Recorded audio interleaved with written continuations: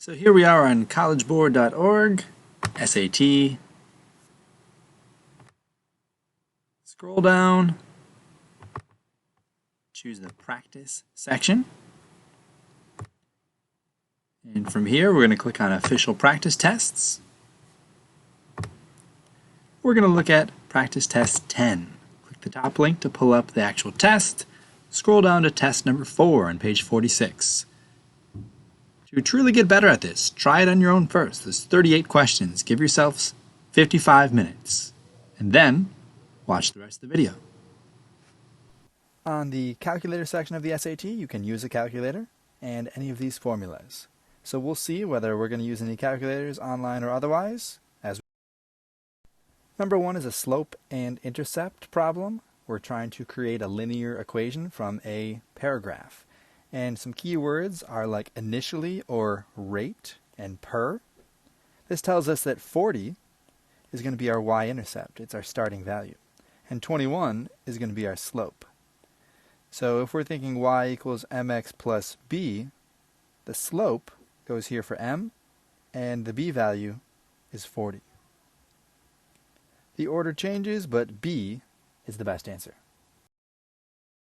Reading number 2, there's a flat fee of $5 per month for up to 100 text messages. If we look at those graphs, A and B are still possible at that point because they have a flat line here at 5 up until the point where x is 100. The other two don't do that, so we can rule them out. Out of the two that are left, well, if we're going to pay 25 cents for each additional text message, our price is going to go up, not down. So A is our best answer. Number 3, Jake eats half of the popcorn during the first 15 minutes.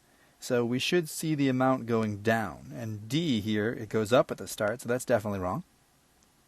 After that, we stop eating for the next 30 minutes, so we should see a plateau, which is true for all of these. Of course, not all of those are 30 minutes. Like this top one in particular, if you look at the scale, that's less than 30 minutes, so I'm going to rule that one out. And finally, he gradually eats the popcorn until he accidentally spills all of the remaining. So we should see a slow decline and then straight down to 0. Out of the two remaining choices, B has a slow decline and then a drop. C actually has the amount of popcorn in the bag going up. So I don't want to know where that popcorn's coming from, but B is the right answer. Number 4, an algebra problem. We can add x to both sides. We can subtract 15 from both sides. And here's the trick. They want you to put 5. But they're actually asking what is the value of 3x. So 5 times 3, 15. Number 5 is a function notation problem. When they ask for f of -1, they're saying when x equals -1. These two are synonymous. So I'm going to take my function and replace wherever there's an x with a -1. And I do the top of the fraction first, -1 plus 3, which just gives me 2. And this whole thing is going to be equal to 1.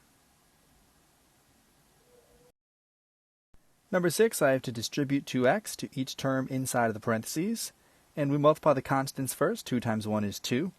And when we multiply the variables, we're going to add the exponents. So x to the first times x to the second becomes x to the third, because 1 plus 2 is 3. And then 2 times a -3 gives me a -6, and x times x gives me x squared. D is my best choice.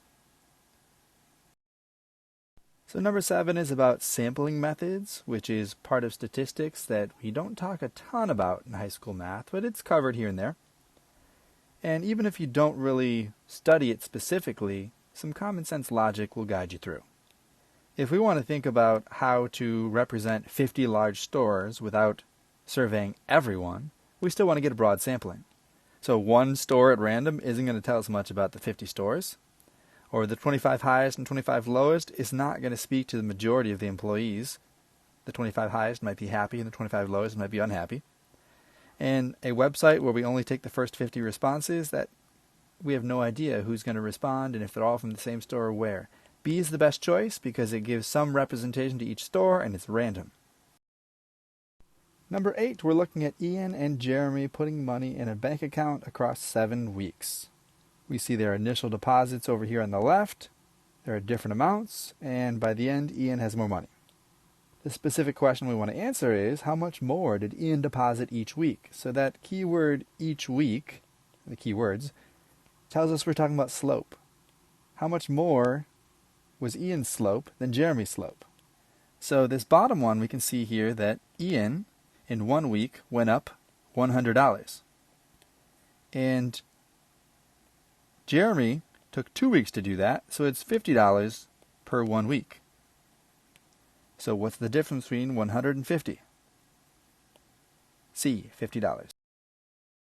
Number 9, they're looking at 2 to the 5th minus 2 to the 3rd. Because we just plug in the 5 for x and we plug in the 3 for x respectively. So 2 to the 5th is just 2, 4, 8, 16, 32. And 2 to the 3rd is 2, 4, 8.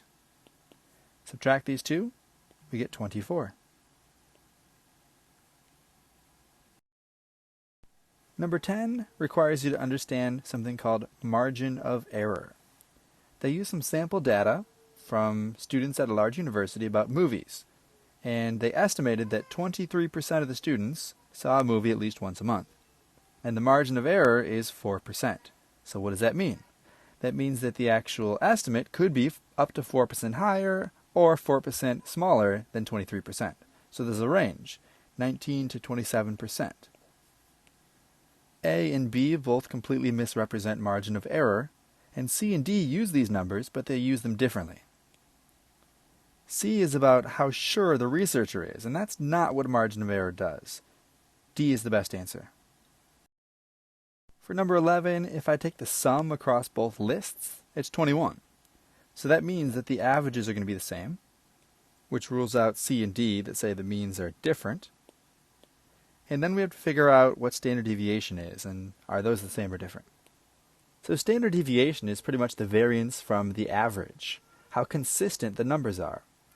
And list A has the smallest and the largest numbers, so its standard deviation is going to be higher than list B, which means that they're different. So A is the best choice. So for number 12, it's a percentage problem, and it's kind of working backwards, which can really throw us off. The way I approach this is I say if it's 100% of the original price minus 40%, we're looking at 60%.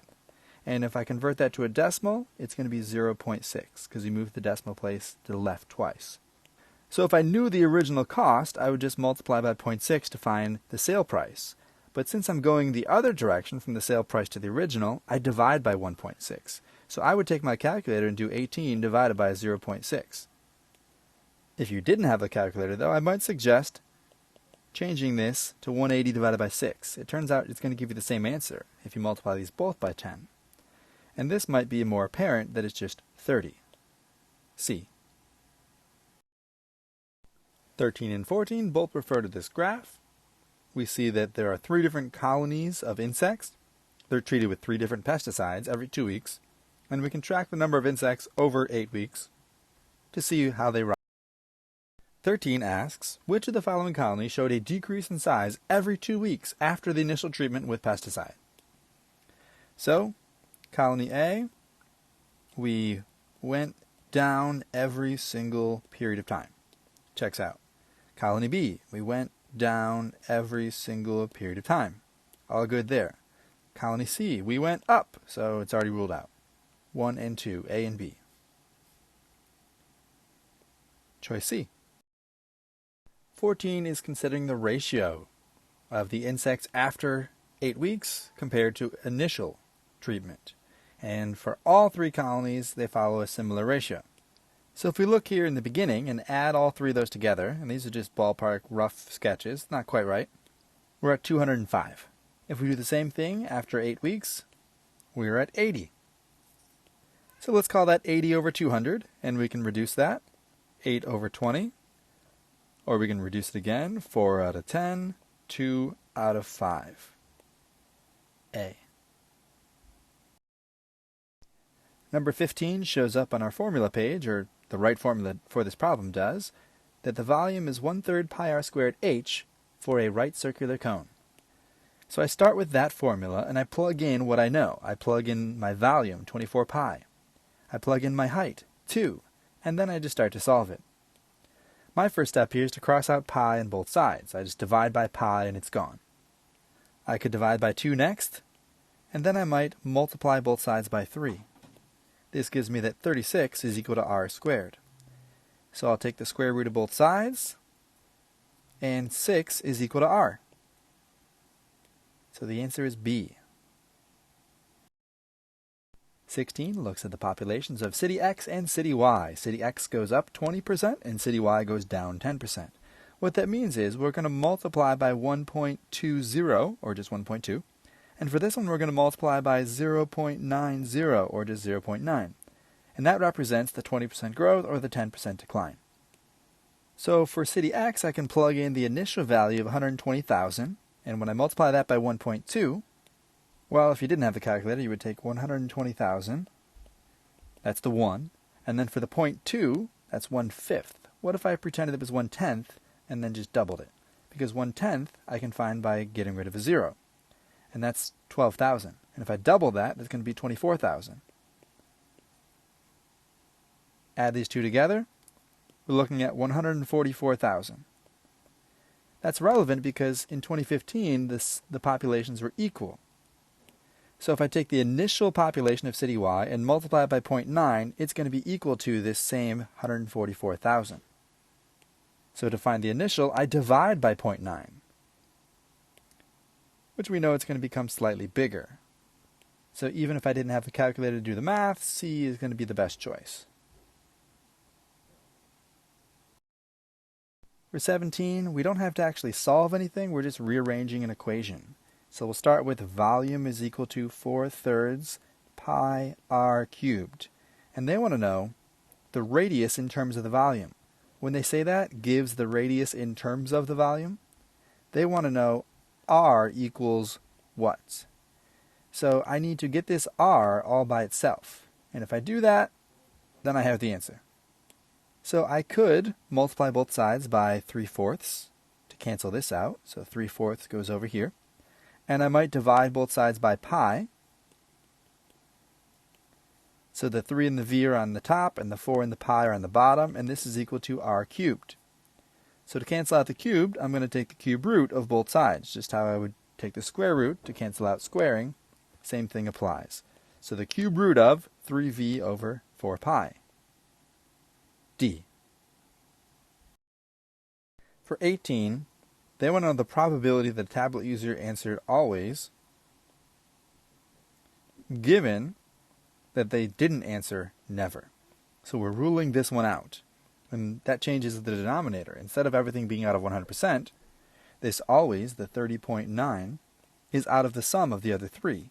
24.3 plus 13.5 plus 30.9. So without a calculator, I might choose to do it this way. 3 and 5 is 8, plus 9 is 17, carry the 1. 5, 8, 3, 4, 5, 6, 68.7. So 30.9 divided by 68.7. Well, half of 68 is going to be 34. So we're almost to half, but not quite. I'd say C without even using a calculator. For number 19, we have to think about how parabolas and quadratics work in general. Normally, this a value would represent our y-intercept, and we put in a 0 for x, and that's where it crosses the axis. However, if we put a 0 in for x, we're not going to get 0. It's going to give us negative 3 squared, 9, and we're going to get some different values. So we have to figure out what number can we plug in for x that will give us 0 for that part of the equation. So what number minus 3 is 0? And that's 3. So that's going to involve one of these two. We can rule out these others. So if I plug a 3 in there, that all goes away, and I have y is equal to a. Which doesn't tell us too much because a shows up in both of these. The only difference is minimum versus maximum. Well, normally a quadratic like this would open up, and this would be the minimum. But because of this negative in front of the parentheses, well, a parabola actually opens down, and this value is going to be its maximum. So we're looking at choice D. So number 20, these are all one variable statistics, and we had 25 numbers, and the largest one was 84. We add one more, we add 96. So that's going to change our mean and median some, potentially. We don't know how much. The mean is definitely going to go up. The median may or may not go up. The range is for sure going to change, and it's going to change by the value of 96 minus 84, which is 12. The standard deviation probably won't change that much. C, range is the best answer. Because if you forgot, the range is the maximum minus the minimum, and our maximum just increased by 12. So the range is going to increase by 12. So 21 is a problem that a pharmacist might do. And we're looking at 100 millimeters plugging in for y, so I replaced it here and here in the formula. And one way to do this is algebraically. So I might multiply 0.2 times 100 to get 20, and I might distribute my 0.18 to get 0.18x plus 18, and then I had 0.1x to begin with. So let's say then I subtracted 0.1x from both sides, and then I might subtract 18 from both sides, and I should get that 2 is equal to 0.08x.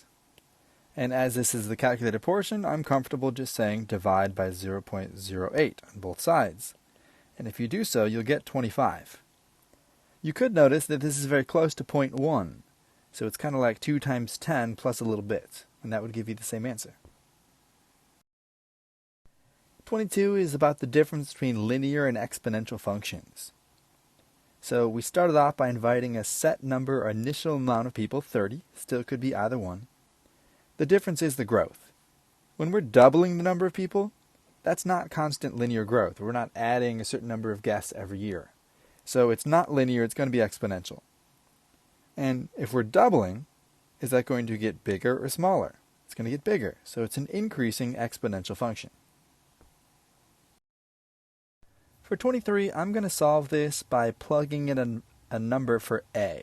We know that a is a constant, so I'm going to decide that a is equal to 1. And if I plug that in, this table is populated as follows here, which means that as x increases by 2, y goes down by 1. That tells me my slope is negative 1/2. So if I want to figure out my b value, I might plug in one of these coordinates, like 1, 0. So I plug in a 0 here for y and a 1 here for x. And this tells me that my b value is going to be exactly 1/2. So I could write my equation as y is equal to negative 1/2 x plus 1/2. And I don't see any fractions here, so let's get rid of my fractions. I'll just double the whole thing. So 2y is equal to negative x plus 1. And it looks like I might as well move the x over here, so I'll add x to both sides. And let's call it x plus 2y is equal to 1. And remember that a was equal to 1, so we could also rewrite this as x plus 2y is equal to a. There's our answer. 24 shows a scatter plot with a line of best fit. And we're trying to figure out what the linear equation is. So we can't really find the y-intercept because if we look at our scale, we don't see 0, and we're starting here in like the 130s. So the best way to approach this is probably by looking at the slope, the change in y over the change in x. So if I pick any 2 points, let's say I picked these 2 here, we can see that I went up 10 from 120 to 130, and this is by going over 20, the number of voters. So up 10 over 20, it's rise over run, 10 over 20, and I can of course just simplify that to 1/2. B is the best choice. 25, system of equations. We want to figure out x. So I might try to figure out a way to get rid of y. And I notice the top one is triple the value of the bottom, so I could multiply this equation by 3. And if I rewrite everything, I get this. 16 and 13 I tripled. I thought of them that way. And now I can add all 3 straight down. And if I do so, I get that 7.2x is equal to negative 3.6. If I divide and reduce, this is going to tell me that x is equal to negative 1/2, a. 26 is about exponential growth. We started off with 310 pollen grains, that's our initial value, and there's a 1% annual increase. So the 310 has to be in this first position, and we're going to multiply by 100 plus 1, and once we move the decimal place over, that's 1.01, that's our growth factor, to the power t. Choice D is the correct formula for exponential growth. 27, if I start off by distributing the 2/3 to both of the values inside the parentheses, I end up with 6x minus 4 is equal to 9x minus 6. I can combine like terms, move the x's over, and here's an interesting point. Because I can keep going to solve for x, but then I'd have to plug it back in because I want to know what 3x minus 2 is. So it turns out at this point, if I just add 4 to both sides, I'm going to get that negative 4 is equal to 3x minus 2. And there's my answer, quite directly. 28, this is in factored form. So these two represent the zeros. What value can I plug in for x to make this 0? And the answer is negative 3. And if k is a positive integer, then whatever that positive integer is, I'm going to have to plug in for x for it to be equal to 0. So it's going to be something positive. So this graph is going to open up because there's not a negative here in front of everything. And the zeros, or where it crosses the x-axis, are going to be at negative 3 and somewhere positive. I can rule out A because it opens in the wrong direction. Same thing with B. So it's down to C or D. And both of these have negative 3. Oh, this one has negative 2, so that one's wrong. And D is the best choice. 29 is a linear equation. This is our rate or slope, and this is our initial or starting value. So we're looking for words like for each. The problem is that several of these have that. We see for each, and which one is right? Well, the top one is definitely not correct. And in this case, L represents the length in inches of his femur. So it's for each increase of 1 inch of his femur, which is D. Because this talks about increasing height, and this is increasing 32 inches in his height. 30 is a geometry problem. We know that because segments AD and BC are parallel, that this is also a 90-degree angle. So when we think of CD as being 1/2 of AB, well, again, these are parallel, so we could draw a line straight down if we wanted to. And we'll say then that this is 2x and this is x. So whether you want to call it CD or this perpendicular line at point B, they're the same length. And what we should recognize here from our formula page is we're looking at a special right triangle of 30, 60, 90, because the hypotenuse is 2x and this leg is x. So the ratio of sine 30 is 1/2. That means down here A is 30 degrees and this angle is 60 degrees. So we're going to take 90 plus 60 and we'll get 150 for the entire angle B. So for number 31, there's a variety of ways to do this. We could set this up as a system, possibly. I think I would probably just figure out how much the 5 apples cost. And if you weren't sure how to multiply 65 cents times 5, think about it times 10, which is going to give you 650, and cut it in half, so that's 325. Which means I have $4.75 left over. And I want to see how many times 75 cents goes into this. So if I take it 6 times, that's at $4.50, and I can't afford another orange. So the answer is 6.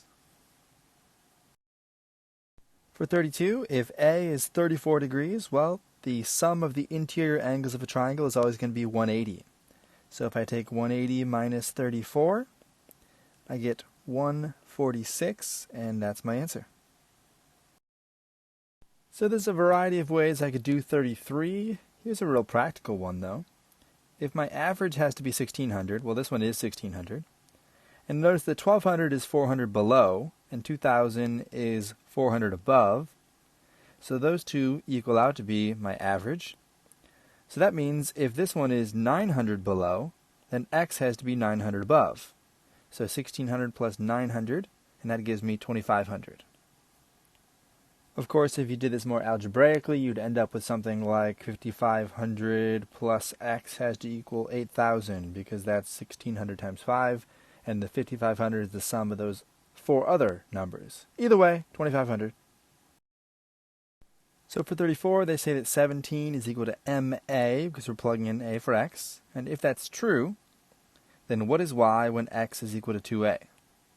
So nothing else changed between these two except that I'm doubling it. So this is going to be 34, because you have to double that side also. The only way I'll have infinitely many solutions when I'm solving this equation is if my x's cancel out and I'm left with a true statement. So that means that on the left, I'm going to have some value that will turn this x into a 4, which means I'll have a is going to have to be 4. That way, once I distribute, I have 4x plus 4b is equal to 4x plus 10. And then I can subtract 4x from both sides, and I'm left with 4b is equal to 10.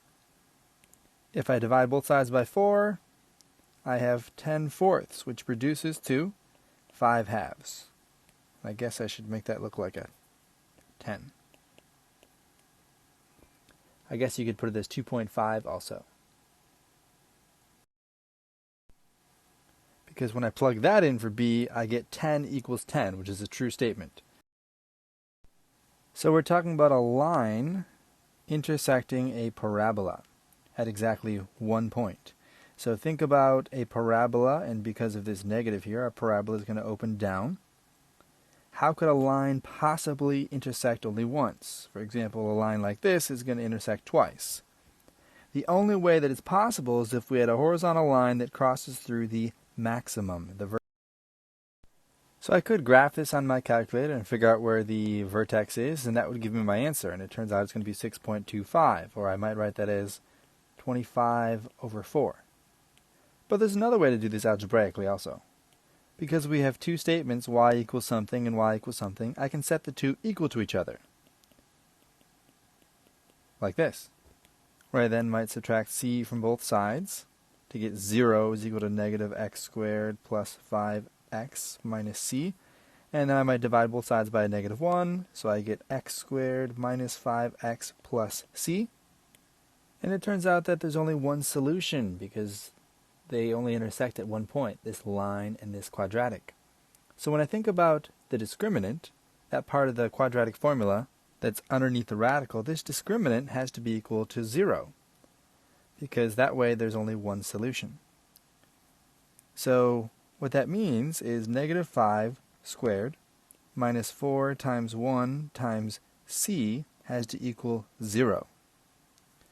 So 25 minus 4c has to equal 0.